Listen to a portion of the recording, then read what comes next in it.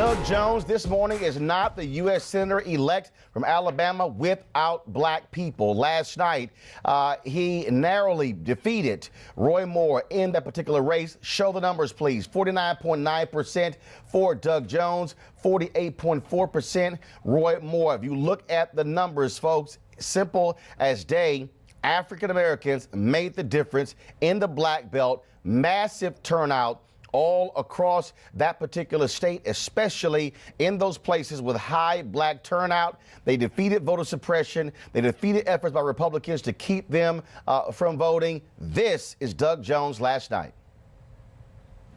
I gotta tell you, I think that I have been waiting all my life, and now I just don't know what the hell to say. I have always believed that the people of Alabama had more in common than to divide us. At the end of the day, this entire race has been about dignity and respect.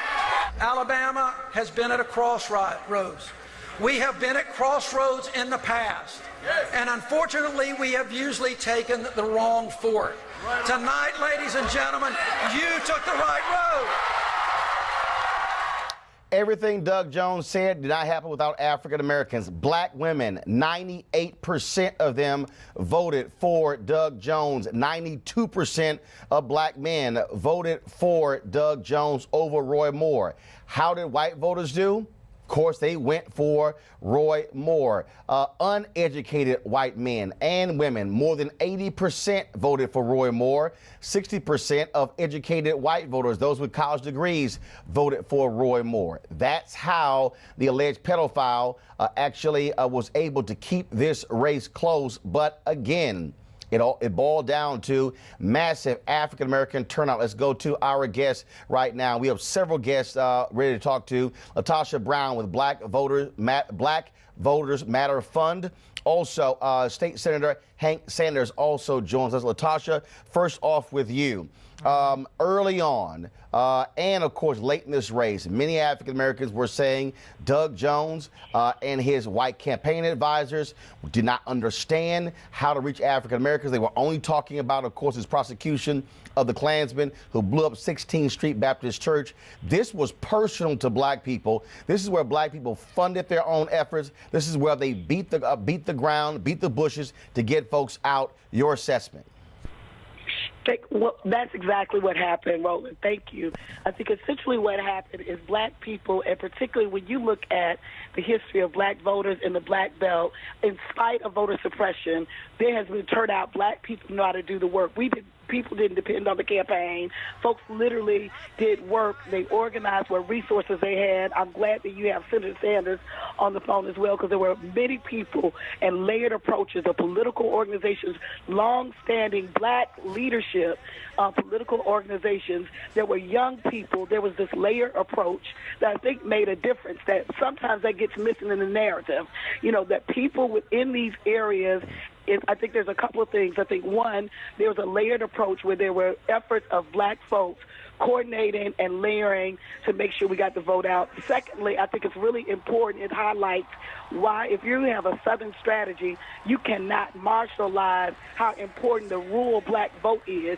When you look at the overperformance of the black belt counties, I think that can attest to that. And then the third thing that I'll raise as well is I think it's really important to work with the existing infrastructure, that it wasn't like that. One part of what led to this victory is that black people in Alabama have been doing work on the ground for years and doing voter work in spite of all the tricks and all of the conservative environment. And as a result, there was existing infrastructure that people were able to plug into, folks were able to augment, and that's part of what happened with the victory.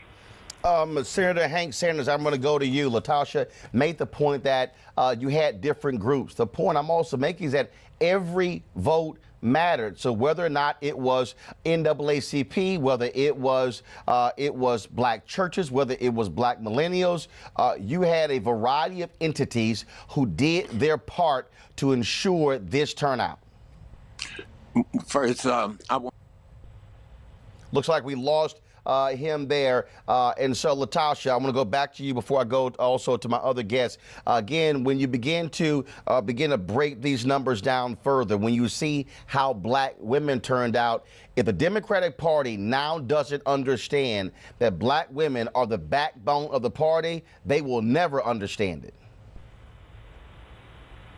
Latasha? Understanding.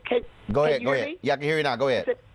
Understanding is one thing. Making sure that we see the kind of investment in black leadership and black women, that black women know how to organize, and we're organizing and leading in our communities.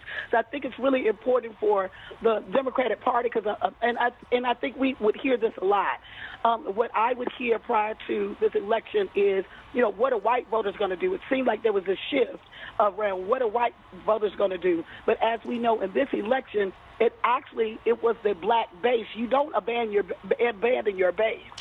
And I think that's what we see. I think it's really important for them not to only understand, but to really understand that if you're going to win, and if we're talking about shifting and changing, right, it is impossible to do without fully engaging and respecting and investing in the leadership of black people, particularly black women. State Senator Hank Sanders, go ahead. Your comment.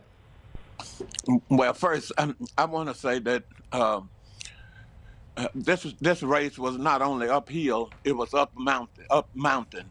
And I think we were mountain climbers.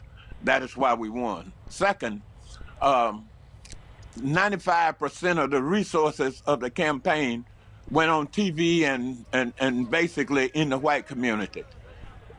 Third, initially, nobody was doing anything. It was the vote or die movement, when nobody else was doing anything, that started out months ago. And that was led by 5-year-old Teray. And that helped lay the foundation.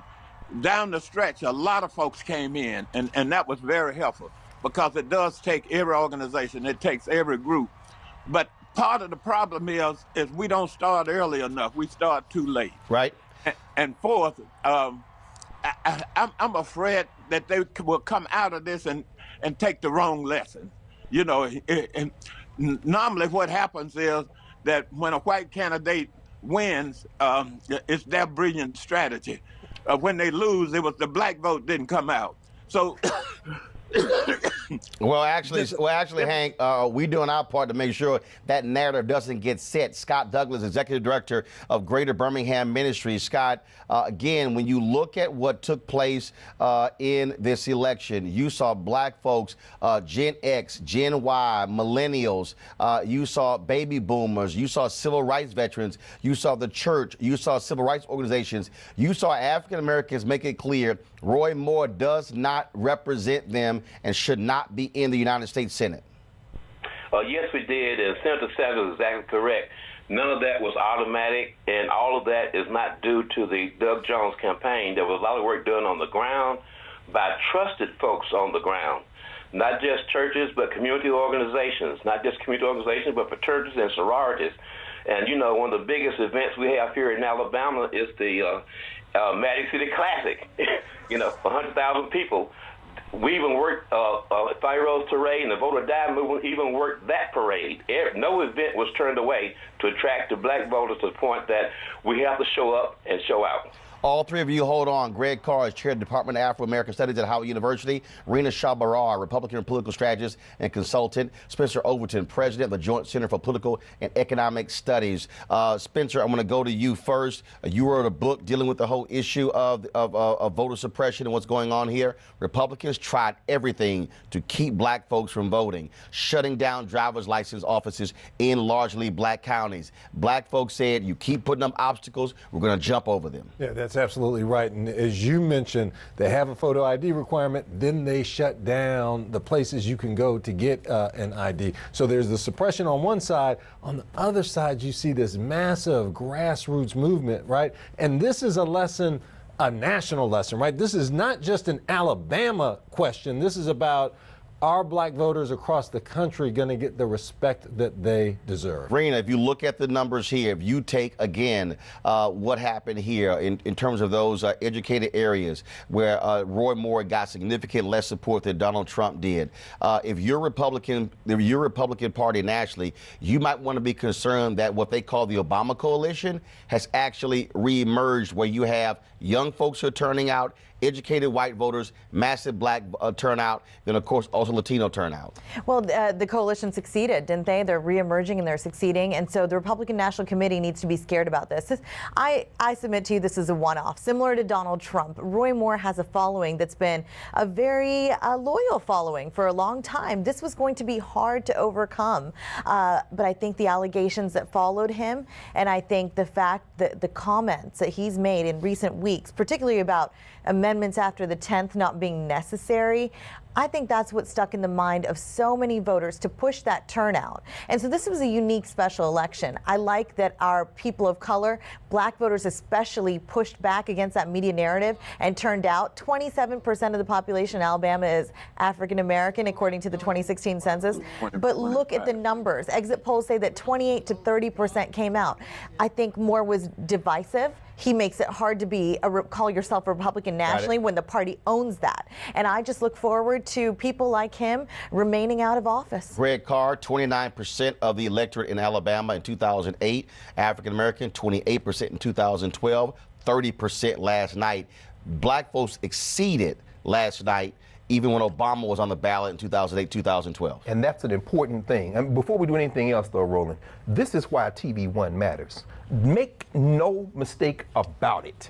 You are the one who put Faya Rose and Hank on this station. You're the one who brought those young people in a month ago and started building. That narrow margin yesterday would not have been accomplished had it not been for this platform time joining, brother. So you need to take a victory lap for that. That's number one. Number two, 90 miles from Huntsville is the place I was born and raised. My mom from Alabama. My cousins all them voted yesterday, part of that swell. But 90 miles from Huntsville, which went blue, is Nashville. Phil Bredesen now has announced he's going to be the Democratic candidate for the Senate seat there. The GOP is not out of the woods, because now what you're seeing is this black belt is rising, and these urban areas have been blue for a long time. Doug Jones was standing there, and the new mayor of Birmingham was standing behind him. This is far from over. This is a wave that isn't just going to be about the 2020 elections. This is now the demographic beginning to impose its will in America. Spencer, the challenge right now, about 45 seconds before we go to our Tom Jordan simulcast. And again, I want Hank and Latasha, I want everyone to just stay still right there. Spencer, white Democrats, this is where they must get some heart and some courage and challenge white Southern Democrats. There is a way for white Democrats to win in the South. They got to stop being scared of white conservative evangelicals. That's absolutely right. And there's this notion of, hey, with Trump, we've got to just focus on moderation and white males, etc. We need to ignore black folks. This is a repudiation of that theory. Weekdays on TV1. I will never lie to you. Oh my God. Roland Martin. He doesn't want to talk to us. He wants to ignore us. Uncensored. Hell no. That ain't gonna cut it, boo. Unapologetic. No, that is fundamentally false. You are wrong. Unfiltered. He wants an America where we all look alike. He ain't talking about black people. Unrelenting. You better go work out, because you got a fight on your hands. NewsOne Now with Roland Martin. Weekdays at 7 a.m. on TV1.